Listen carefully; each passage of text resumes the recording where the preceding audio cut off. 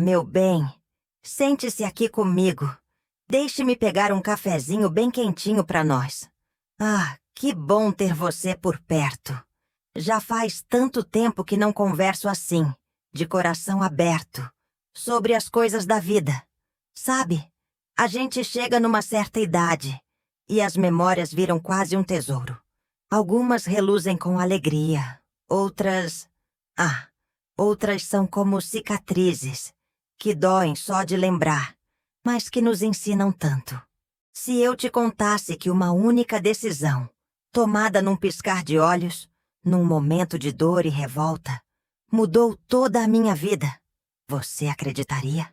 Acreditaria se eu dissesse que a traição pode ser, por mais paradoxal que pareça, a semente da nossa maior força? Pois é, minha criança.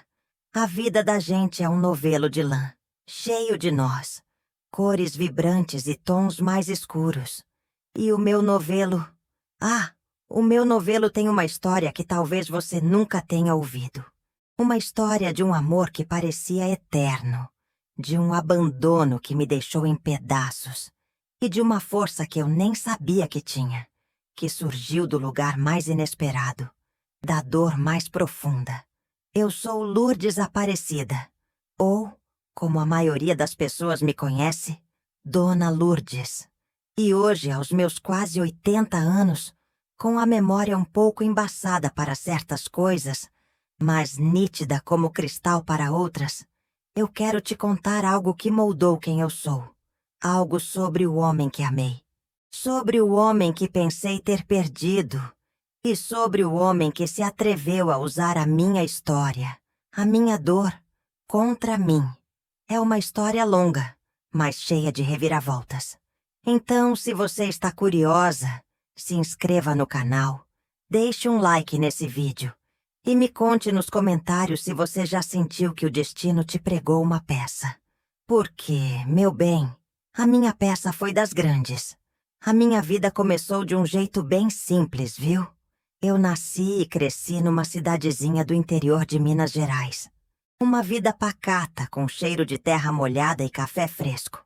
A gente não tinha muito, mas tinha o essencial. Amor na família, a mesa sempre farta com o que a roça oferecia e a fé que nos guiava. Eu era uma moça sonhadora, como todas as garotas da minha idade, mas também muito prática, com os pés fincados no chão. Sabia que a vida exigia esforço, trabalho, e eu não tinha medo de nenhum dos dois. E foi nesse cenário simples que ele apareceu. Pedro. Pedro. Só de pronunciar o nome dele, meu coração ainda dá uma cambalhota. Ele não era da minha cidade. Veio de longe para trabalhar na fazenda do meu pai por um tempo. Um homem alto, de olhos castanhos, que pareciam esconder um universo de histórias. E um sorriso que desarmava qualquer um. Ele tinha um jeito um tanto caladão, mas quando falava, as palavras saíam com uma doçura que me encantava. Nosso amor, sabe? Foi desses que a gente lê em livro. Começou devagarzinho, com olhares tímidos na hora do almoço, com conversas ao pé da cerca enquanto o sol se punha, com a troca de umas flores do campo que ele colhia para mim. Eu me apaixonei perdidamente. E ele... ele dizia que eu era a flor mais bonita do jardim da vida dele. Meu pai, a princípio, ficou meio ressabiado. Um forasteiro sem eira nem beira. Mas o amor, quando é de verdade, ele convence. E Pedro convenceu a todos com sua honestidade, seu trabalho duro e, principalmente, com o jeito que me olhava. A gente se casou numa igrejinha simples, com uma festa pequena, mas cheia de alegria e esperança. A vida a dois era tudo o que eu sempre sonhei. Tivemos nossos filhos, um depois do outro, e nossa casa se encheu de risadas, de correria, daquela bagunça gostosa que só criança faz. Pedro era um pai maravilhoso, carinhoso, presente. A gente sonhava em ter nossa própria terrinha, criar os meninos com dignidade, ver os netos correndo pela casa. Era um sonho simples, mas que parecia tão palpável. Mas a vida, meu bem, a vida tem seus próprios planos, e nem sempre eles combinam com os nossos. Foi lá pelos idos dos anos 80, sabe? A notícia do ouro em Serra Pelada varreu o país como uma febre. Era tudo o que se falava. As pessoas largavam tudo, vendiam o pouco que tinham, para ir atrás daquele brilho que prometia mudar a vida de qualquer um. E o Pedro? O Pedro sempre foi um sonhador, mas também um homem muito responsável. Ele via a dificuldade da gente em conseguir a nossa própria terra, em dar um futuro melhor para os meninos. E a ideia de Serra Pelada começou a martelar na cabeça dele. No começo, eu relutei. Muito. Tinha medo. Medo do desconhecido. Medo daquelas histórias de perigo, de doenças, de gente que ia e não voltava. Mas ele me convenceu com aquele jeito manso dele que seria rápido, que ele ia, juntava um punhado de ouro e voltava para nós. Voltava para a gente comprar nossa terra, para construir a casa dos nossos sonhos. Ele prometeu, e eu confiava cegamente nele. Como não confiar no homem que me deu tudo, no homem que me amava e que eu amava mais que tudo nessa vida? Então, um dia, com o coração apertado, eu o vi partir. A imagem dele se afastando, com uma trouxa na mão e um aceno que parecia uma despedida. Essa imagem nunca mais me saiu da cabeça. Ele prometeu escrever e escrevia. Cartas curtas, com letra empoeirada, falando das dificuldades, mas também da esperança. Falava da saudade da gente, das brincadeiras dos meninos. Cada carta era um alento, uma prova de que ele estava vivo, de que voltaria. Mas as cartas começaram a rarear. Primeiro, uma semana de atraso. Depois, 1 mês. 2 meses. A esperança virou angústia. Eu ia na beira da estrada todos os dias. Olhava cada carro que passava, cada ônibus que chegava. Os meninos perguntavam: "A mamãe, o papai vem hoje?" E eu, com um nó na garganta, inventava alguma desculpa. O meu coração, meu bem, estava em pedaços. Eu sentia que algo estava errado. Até que veio a notícia. Não foi uma carta nem um recado. Foi um homem que veio de Serra Pelada, um conhecido que tinha retornado à nossa região. Ele veio me procurar, com o olhar pesado, e me contou. Pedro, meu Pedro, tinha sumido. Desapareceu no meio daquela confusão, daquele lamaçal de gente, de sonhos e de perdas. Ninguém sabia o que tinha acontecido. Não encontraram o corpo. Não havia testemunhas claras.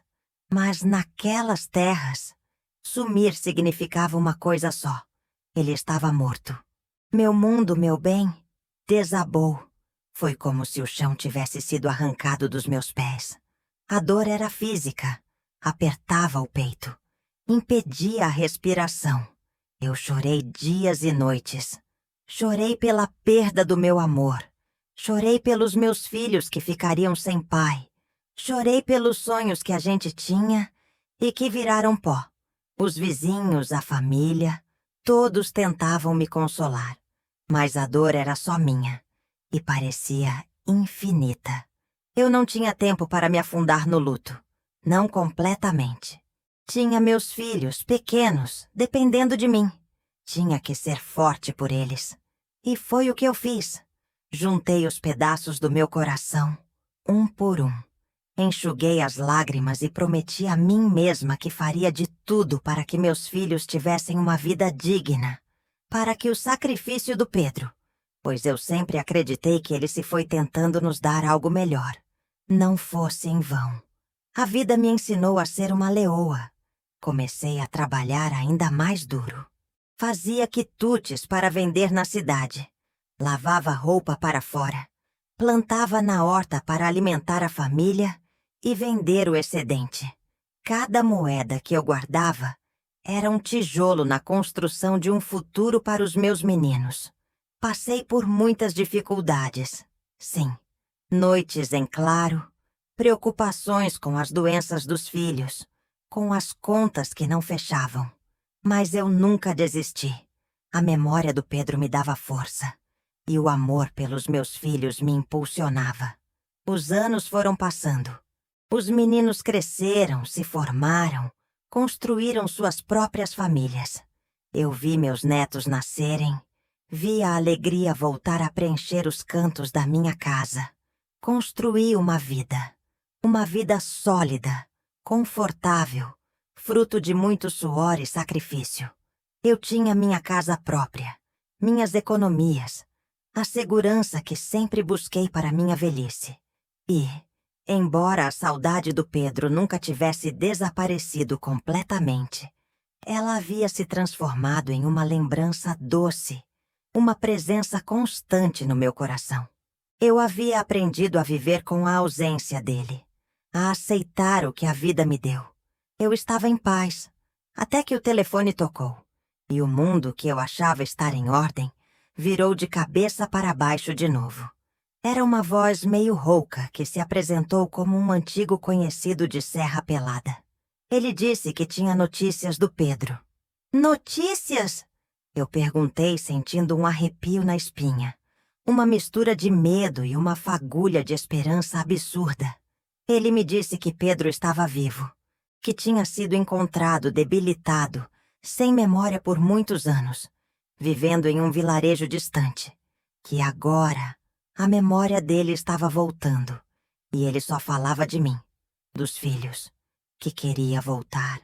Meu coração quase saiu pela boca. 40 anos. 40 anos de ausência, de luto, de uma vida reconstruída. E agora ele estava vivo? Parecia um milagre. Uma história de filme. Meus filhos, quando contei, não acreditaram no começo. Mas a esperança, quando ela bate à porta depois de tanto tempo, ela é teimosa. Eles pesquisaram, viram que havia casos de garimpeiros que sumiam e eram encontrados anos depois. A alegria na minha casa era contagiante.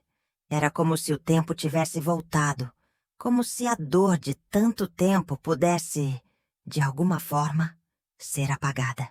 Nós arrumamos tudo para a vinda dele. Os dias que antecederam a sua chegada foram uma mistura de euforia e apreensão. Eu mal dormia. Pensava em como ele estaria, se ainda me reconheceria, se o tempo teria sido cruel com ele. Pensava em tudo o que tínhamos vivido, em tudo o que perdemos. E então, o dia chegou. O ônibus parou em frente à minha casa, e um homem desceu. Um homem com os cabelos grisalhos, a pele curtida pelo sol, com o corpo cansado. Ele me olhou, e eu o olhei. Uma senhora de quase 80 anos. Ele um homem de idade também. Não era o Pedro moço que partiu, claro. O tempo tinha feito seu trabalho. Mas os olhos... os olhos eram quase os mesmos. Uma emoção avassaladora me tomou. Eu corri para os braços dele, as lágrimas escorrendo pelo meu rosto, e o abracei com toda a força que tinha. Ele me chamou de Minha Lourdes. A voz um pouco diferente, mais rouca. Mas quem sou eu para julgar a voz de alguém que passou 40 anos desaparecido? Meus filhos, meus netos, todos estavam lá. Foi uma festa, meu bem. Uma celebração da vida, da volta, da família.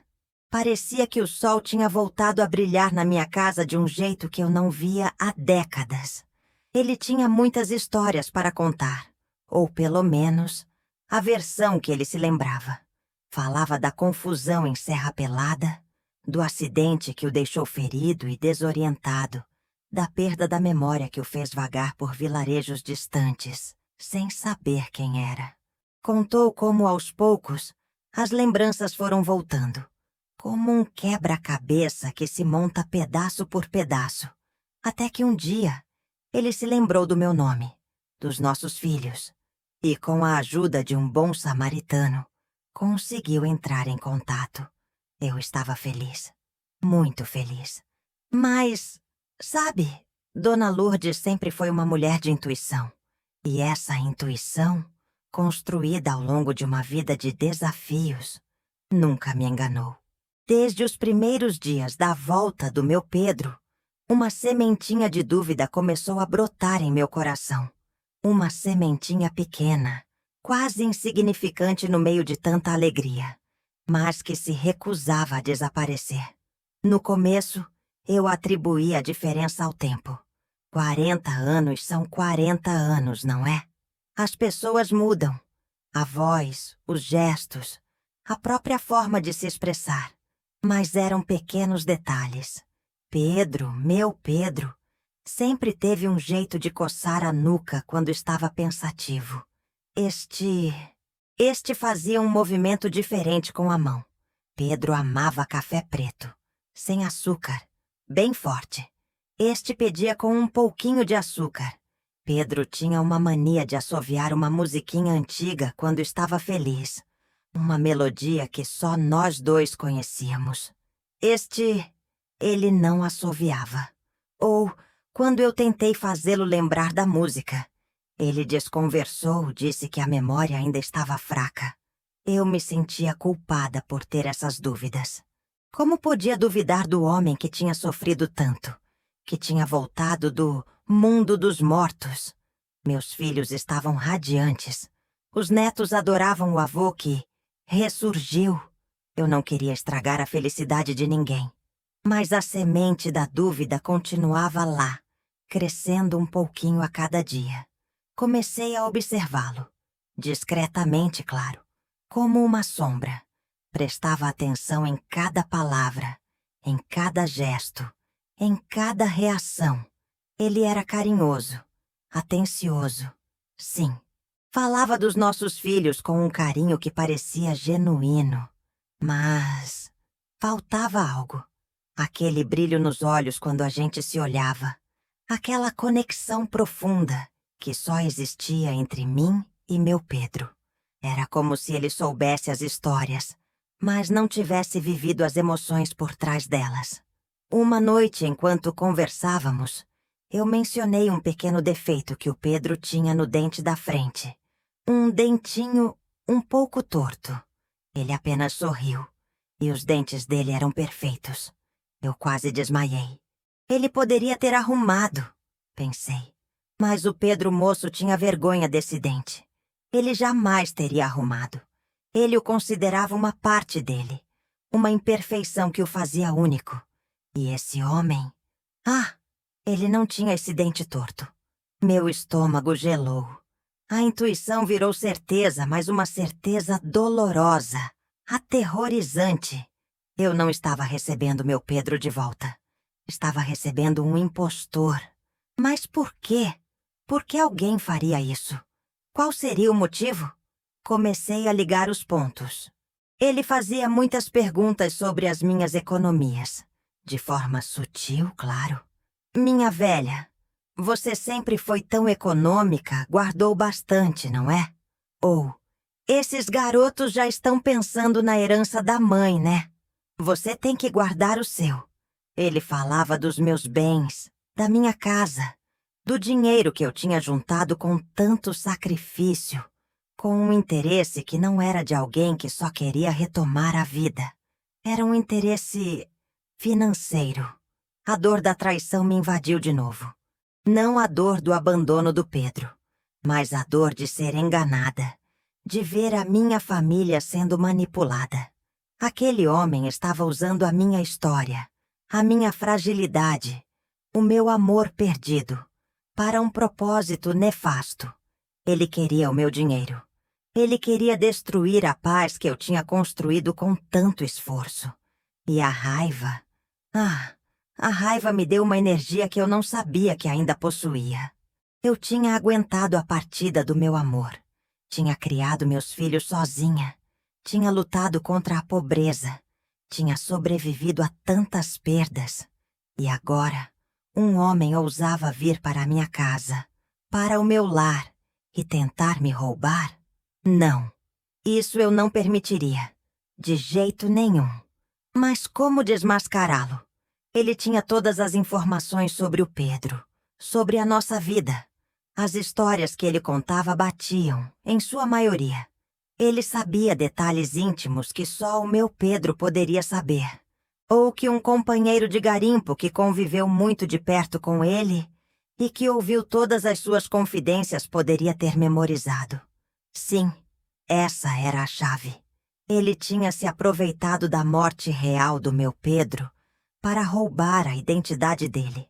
Um assassino de sonhos, um ladrão de memórias. Eu precisava ser esperta. Não podia confrontá-lo de cara. Ele poderia reagir mal, poderia ferir a mim ou a minha família. Eu precisava de provas e precisava ser cuidadosa para não levantar suspeitas. Eu tinha que transformar a minha casa em um palco. E eu seria a diretora dessa peça. E o impostor? O impostor seria a sua própria ruína. Minha cabeça começou a trabalhar, a planejar. Lembrei-me das conversas de Pedro em Serra Pelada, sobre um antigo companheiro de trabalho, um tal de Zé Rato. Pedro não gostava muito dele.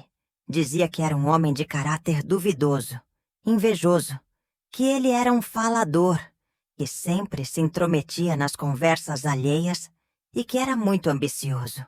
Será que esse homem era o Zé Rato? Se fosse ele, faria todo sentido. Ele teria ouvido as histórias do meu Pedro e teria se aproveitado delas. Teria sabido da morte do meu Pedro e, com a mente criminosa dele, teria arquitetado esse plano sórdido.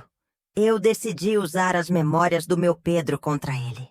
Aquele homem era bom em imitar, mas nunca seria o original. Ninguém conhece um homem como a sua mulher. Ninguém conhece os pequenos defeitos, as manias, os jeitos mais íntimos. Eu comecei a montar uma armadilha silenciosa. Primeiro, eu comecei a forçar a barra em algumas conversas, mencionando detalhes muito específicos da nossa vida juntos. Coisas que o Pedro, e só o Pedro, teria internalizado de um jeito particular. Eu falava de um apelido carinhoso que tínhamos para um cachorro da infância dos nossos filhos. Um apelido que ele só usava em momentos muito particulares, em tom de brincadeira, só para mim. Ou falava de uma receita de bolo que minha mãe fazia, que o Pedro amava, mas que tinha um ingrediente secreto que só ele adivinhava. O impostor, ele sabia as informações básicas, a história do cachorro, a existência do bolo, mas os detalhes íntimos, a emoção por trás, o apelido do cachorro que só eu sabia, ele perdia. Ele tentava disfarçar. Ah, minha velha, essa memória já se foi com o tempo. Mas o nervosismo nos olhos dele, o jeito que ele desviava o olhar, eu percebia.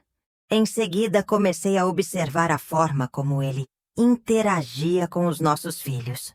Ele sabia os nomes, as datas de aniversário, os marcos importantes. Mas não havia a conexão profunda. Meu Pedro conhecia cada nuance dos seus filhos. Sabia o que os fazia rir de verdade, o que os deixava tristes. Qual era o sonho de cada um? Este homem, ele interagia de forma mais superficial, mais genérica. Meus filhos, na euforia da volta do pai, não percebiam. Mas eu, que passei uma vida observando cada um deles, eu percebia a falta de uma intimidade verdadeira. Eu também comecei a falar com ele sobre as minhas economias de forma mais aberta, deixando escapar alguns valores, como se estivesse confiando nele, pedindo conselhos. Eu observava a forma como os olhos dele brilhavam. Ele não estava interessado no meu bem-estar, mas sim na quantia que eu mencionava. Ele sugeria investimentos arriscados, ou a ideia de guardar tudo comigo, para sua segurança, como se eu fosse uma criança ingênua. Essa ganância, meu bem, era a prova que eu precisava. A parte mais difícil foi manter a calma, a fachada. Eu tinha que continuar agindo como a esposa feliz pelo retorno do marido. Eu ria de suas piadas, ouvia suas histórias, fingia acreditar em suas explicações vagas. Mas por dentro, eu estava em guerra. Meu coração sangrava pela segunda vez, pela perda do meu Pedro. E agora, pela raiva e pela frustração de ter um criminoso dentro da minha casa. Eu precisava de ajuda, mas de uma ajuda discreta. Escolhi meu filho mais velho, o João. Ele sempre foi o mais sensato, o mais parecido com o pai. Eu o chamei para uma conversa séria, em particular, quando o impostor estava longe. Contei a ele minhas desconfianças, os detalhes que me incomodavam. No começo, João ficou chocado, descrente. Mãe, como você pode pensar uma coisa dessas? É o papai. Mas eu insisti. Pedi a ele que observasse com outros olhos, que prestasse atenção nos detalhes que eu havia notado. Pedi a ele que me ajudasse a investigar. Mostrei a ele o que eu via. E João, aos poucos, começou a ver também.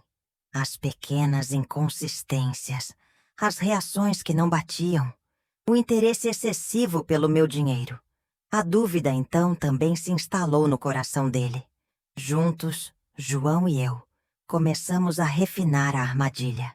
Precisávamos de uma prova irrefutável, algo que o desmascarasse completamente diante de toda a família.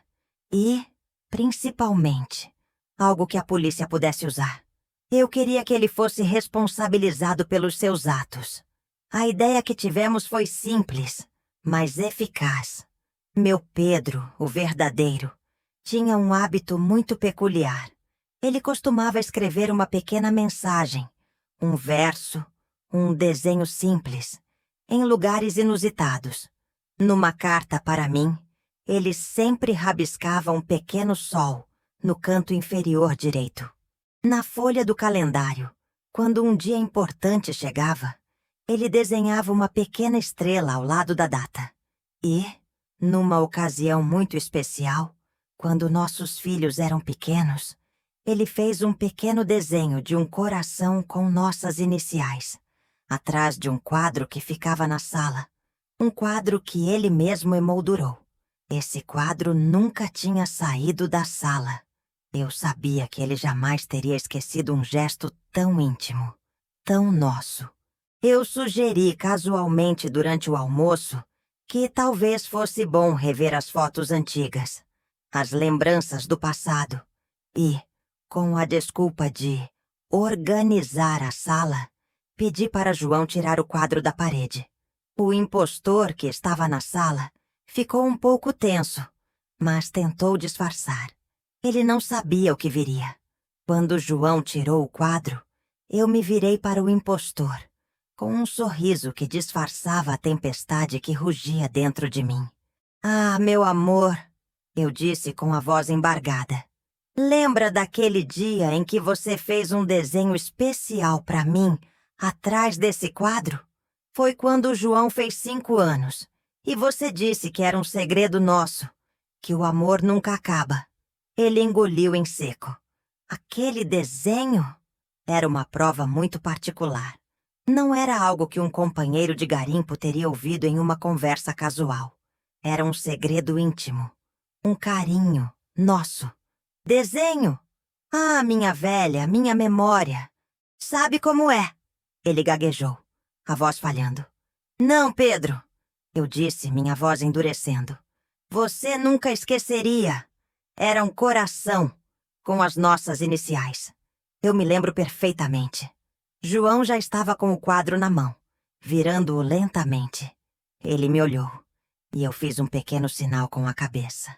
Quando o verso do quadro apareceu, estava em branco, limpo. Nenhum coração, nenhuma inicial, nenhum rastro do nosso amor. O silêncio que se seguiu foi ensurdecedor. Meus filhos, que assistiam à cena com curiosidade, começaram a entender. A alegria que havia preenchido seus corações se transformou em um misto de confusão, descrença e, finalmente, de raiva. O impostor, ele percebeu que a armadilha lhe havia se fechado. O sorriso sumiu do rosto dele, dando lugar a uma expressão de desespero e fúria contida. Que brincadeira é essa, Lourdes? Ele rosnou, a voz dele mudando, perdendo toda a doçura que havia ensaiado por semanas. O Pedro verdadeiro era manso. Ele não rosnava. Brincadeira não, eu disse, me levantando, meu corpo pequeno tremendo, mas minha voz firme como nunca. Isso não é brincadeira. Isso é a verdade. E a verdade, meu caro, é que você não é o meu Pedro. Naquele momento, ele desmoronou. As histórias que ele contava se tornaram vazias. Os sorrisos, falsos. A verdade cruel e implacável expôs a farsa. Ele tentou argumentar, tentou se defender, mas cada palavra dele soava vazia, sem convicção. Meus filhos então se voltaram contra ele. Aquele homem que eles tinham abraçado como pai, como avô, era um estranho, um criminoso. João, que já estava alertado e tinha a polícia a postos, interveio. A confusão foi grande. As lágrimas correram novamente. Mas dessa vez, lágrimas de raiva, de indignação. O impostor foi levado. E depois, descobrimos que ele realmente era Zé Rato, o antigo companheiro de garimpo do Pedro. Ele tinha visto o Pedro morrer, tinha ouvido todas as nossas histórias durante meses e tinha planejado tudo para se aproveitar da minha dor, da minha vida, da minha família. Aquele dia foi um turbilhão de emoções. A felicidade do reencontro, que havia sido tão intensa, deu lugar a uma dor ainda mais profunda. Era como se o Pedro tivesse morrido uma segunda vez, e dessa vez, de uma forma ainda mais cruel. Mas ao mesmo tempo, meu bem, uma sensação de alívio e de força me invadiu. Eu não tinha sido enganada por muito tempo. Eu tinha protegido a minha família, os meus bens, a minha paz. Refleti muito sobre tudo aquilo nos dias que se seguiram. Sobre a fragilidade da memória, sobre a maldade humana, mas principalmente sobre a força que nós, mulheres, carregamos dentro de nós. Uma força que muitas vezes fica adormecida, esperando o momento certo para despertar. Eu poderia ter me deixado levar pela emoção da volta, pela esperança, e ter perdido tudo. Mas a minha intuição, a minha experiência de vida, a minha persistência em buscar a verdade, tudo isso me salvou. Eu havia me transformado, a menina sonhadora do interior, a esposa apaixonada, a mãe leoa. Todas elas se uniram em uma mulher que, mesmo na velhice, foi capaz de enfrentar uma conspiração e proteger aquilo que mais amava. A vida me tirou o Pedro uma vez, e eu me reergui. Ela me apresentou um Pedro falso, e eu o desmascarei. Aprendi que o sofrimento, por mais doloroso que seja, pode ser um professor. Ele nos ensina sobre a resiliência, sobre a capacidade de nos reinventarmos, sobre a importância de confiar na nossa própria voz interior, mesmo quando todos ao redor nos dizem o contrário. A força oculta que surge da traição e do abandono é real, meu bem. Ela nos faz olhar para dentro, para descobrir recursos que nem imaginávamos ter. Ela nos ensina a não sermos vítimas das circunstâncias, mas sim arquitetas da nossa própria justiça, da nossa própria felicidade. Hoje eu estou novamente em paz. A ferida da traição do Zé Rato cicatrizou, deixando uma marca, mas também uma história de superação. A memória do meu verdadeiro Pedro está guardada em meu coração, pura e intocada. E a lição? A lição é que a vida, mesmo depois de nos machucar, sempre nos dá a chance de nos levantarmos, de lutarmos, de vencermos. Nunca subestime a sabedoria que a vida te dá, nem a força que reside em você.